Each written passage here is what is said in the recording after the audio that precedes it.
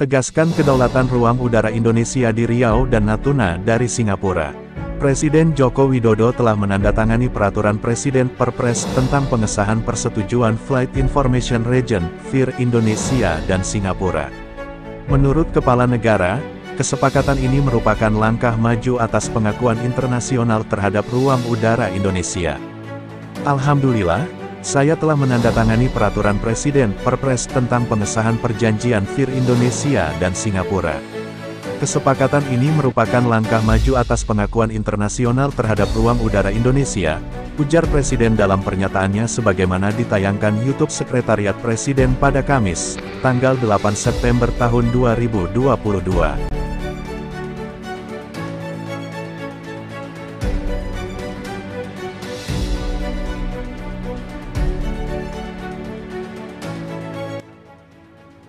Assalamualaikum warahmatullahi wabarakatuh.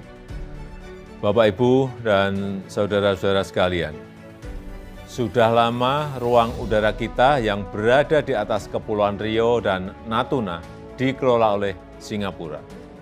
Dan berkat kerja keras semua pihak, kita telah berhasil mengembalikan pengelolaan ruang udara di atas Kepulauan Riau dan Natuna kepada NKRI.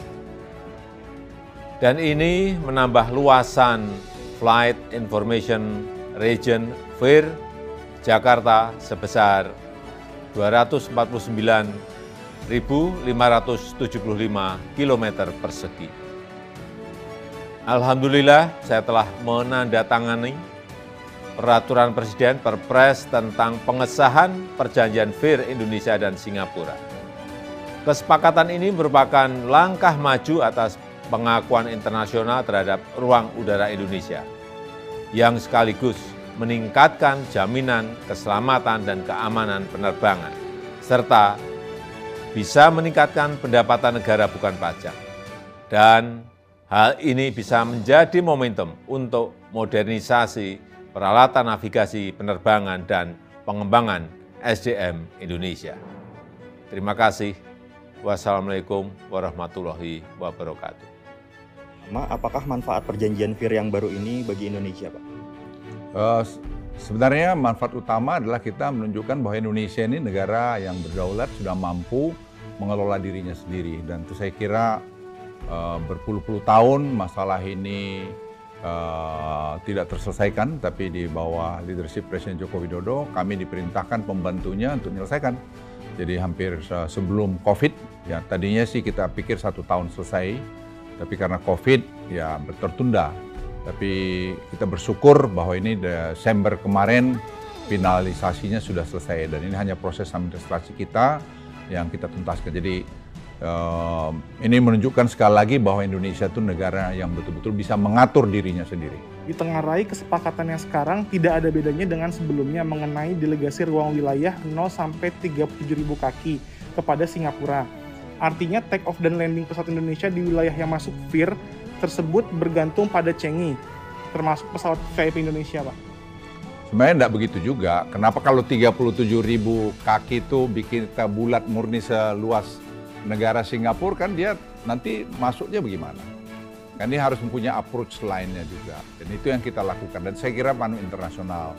Sama juga dengan Malaysia kalau masuk Singapura. Karena kita kan bernegara, itulah satu bentuk bernegara itu. Jadi mereka juga bisa masih menggunakan ruang kita untuk approach. Karena kalau Anda lihat, begitu mereka take off, masa take off-nya langsung tegak lurus? Kan tidak juga. Jadi mesti butuh waktu juga untuk mereka naik ke atas.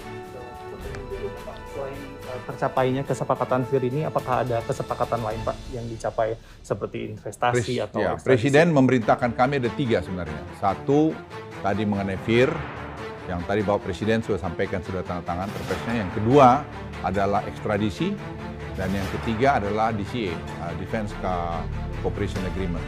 Ini pun sudah selesai, hanya tinggal ratifikasi di parlemen kita saja. Saya kira Presiden juga sudah memberikan surprise-nya ke sana, dan insya Allah tidak akan terlalu lama lagi akan selesai juga.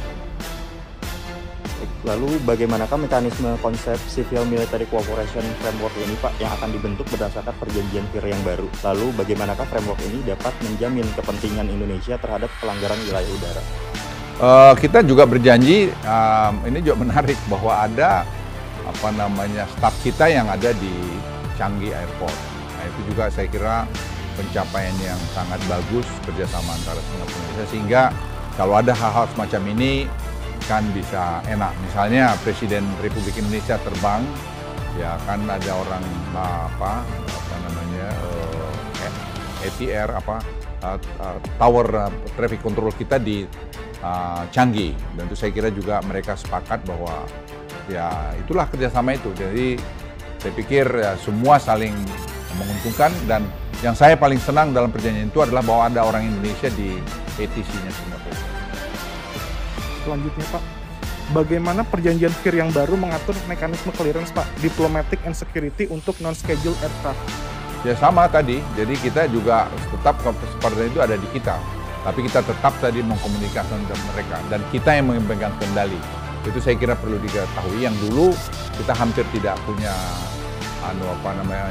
kendali di situ. Sekarang kita, tapi ya saya kira kerjasama untuk karena safety security seperti Bapak Presiden sampaikan, kita akan train manusia kita, perbaiki angkatan kita, dan itu tadi Pak Presiden sampaikan akan menambah penerimaan negara juga nanti dari pengontrolan ruang udara di situ. Kemudian Pak, perjanjian FIR yang baru ini apakah ada pengaruhnya terhadap perjanjian Indonesia-Malaysia tahun 1983 tentang pemberian koridor laut dan ruang udara yang di atasnya untuk lalu lintas pesawat udara Malaysia di antara Malaysia Timur dan Barat? Sekarang sudah oleh Pak Menteri Perhubungan sudah dibicarakan, dan saya lihat tidak ada masalah. Ya tadi nuansa ASEAN, ya nuansa Indonesia-Malaysia, ya saya lihat tidak ada masalah. Jadi nanti mungkin Pak Menteri Perhubungan bisa nambahkan mengenai itu. Saya tambahkan, proses ini adalah proses yang panjang, dan dengan leadership dari Pak Presiden Jokowi, Singapura dan Malaysia itu memberikan ruang pada kita untuk diskusi. Dan diskusi kita lakukan lebih dari 60 kali, dan diskusi itu bicara mengenai teknis. Dalam hal Malaysia, memang ada perjanjian antara Indonesia dan Malaysia, kita memberikan koridor. Sebagai satu sahabat, tentu kita memberikan ruang antara negara Malaysia dan Malaysia dengan suatu ruang. Dan kesepakatan ini juga kita lakukan tripartite, Indonesia-Malaysia, Indonesia-Singapura, dan kita juga lakukan tripartite, sehingga semua kesepakatan ini didasarkan pada suatu kesepakatan. Setelah Pak Presiden menandatangani PP, maka ini akan berlaku, dan ini memang dinanti oleh semua pihak, dan kesempatan kita untuk mengelola wilayah sendiri ini akan terjadi.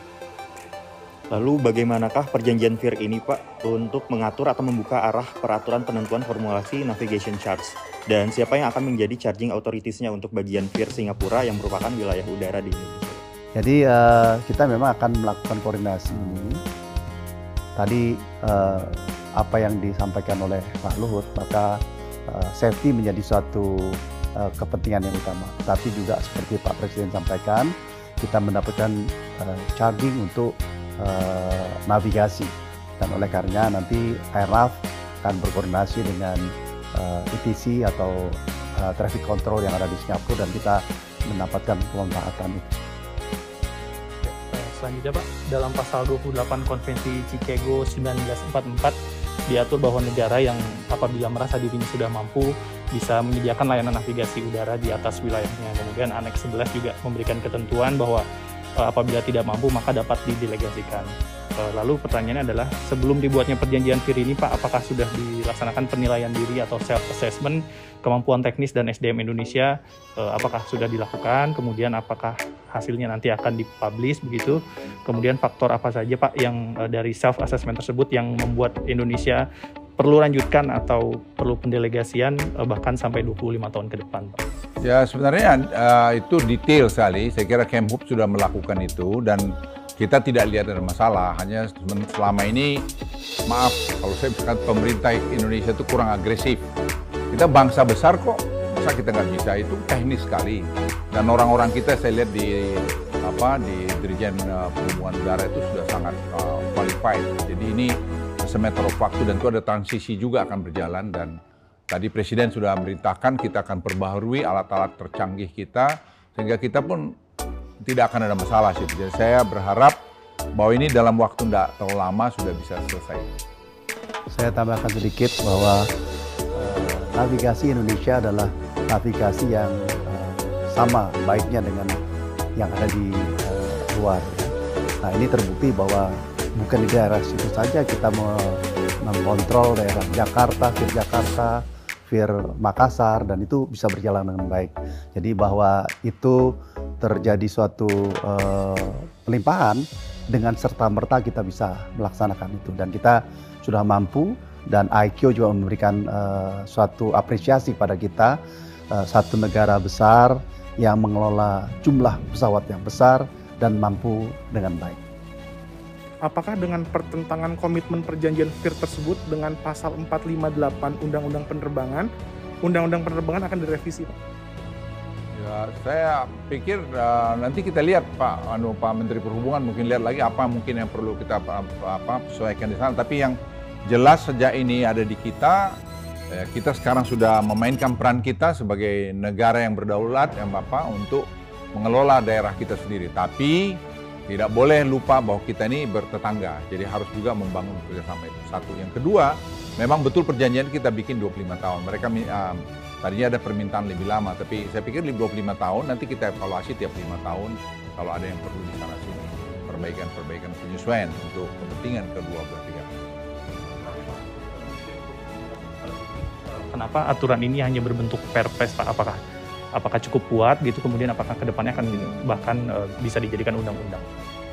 Sebenarnya kalau untuk ini cukup dengan perpres, karena sebenarnya sudah semua aturannya ada. Jadi kemarin kita juga lihat, nah yang menjadi harus dari keputusan dari DPR itu ada kedua. Satu ekstradisi, yang kedua Defense Cooperation Agreement. Dan ini pun saya kira sudah sampai di parlemen, dan kita juga sudah berbicara dengan DPR mengenai ini, insya Allah saya kira juga tidak ada masalah. Jadi ini saya pikir kalau boleh saya laporkan, ini adalah keberhasilan pemerintah ini untuk menunjukkan lagi bahwa kita bisa bekerja dengan dunia internasional. Jadi tidak kaku, tapi kita juga tetap tidak ingin kedaulatan negara kita itu juga sepertinya tidak jelas. Seperti misalnya DCA, ekstradisi saya pikir sangat penting, dan Presiden menekankan pada kami untuk ini betul-betul dilakukan. Karena kita tidak mau orang yang melakukan kejahatan atau korupsi di tempat kita berlindung di tempat lain. Dan itu saya kira satu keputusan yang sangat-sangat strategis. Ya, jadi kesepakatan ini sudah sangat jelas sekali. Ini merupakan langkah yang maju atas pengakuan internasional terhadap ruang udara Indonesia. Ini jelas sekali sudah. Yang nanti kembali sekaligus meningkatkan jaminan keselamatan dan keamanan penerbangan kita.